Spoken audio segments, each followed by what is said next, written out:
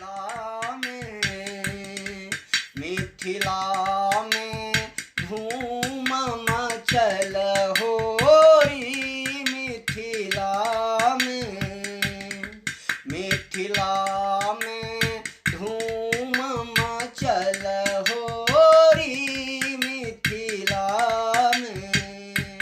हो मचल होरी, हो मचल होरी, हो मचल होरी, हो मचल होरी, मिथिला में, मिथिला में धूम मचल होरी, मिथिला में उगना संग कवि कोकिल खेल, उगना संग कवि कोकिल खेल, रंग बरसाव जटाधारी हो, रंग बरसाव जटाधारी, मिथिला में, मिथिला में धूम मचल होरी, मिथिला में, मिथिला में धूम मचल होरी, मिथिला में कपिल मुनि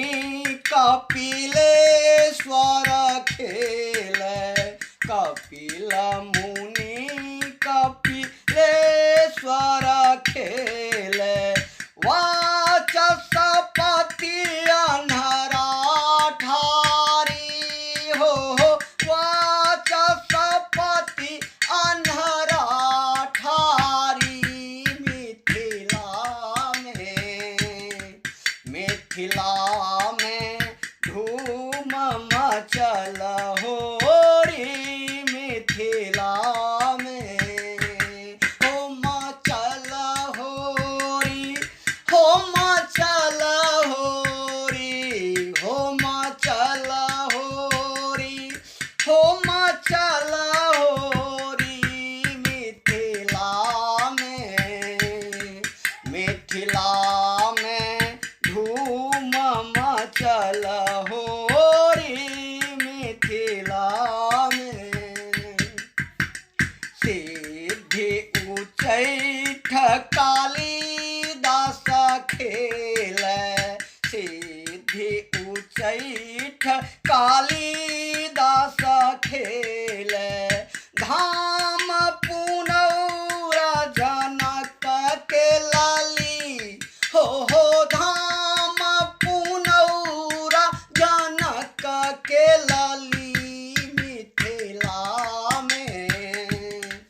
मिथिला में धूम मचल होरी, मिथिला में गाँव महिषी मंडन मिश्र खेल, गाँव महिषी मंडन मिश्र खेल,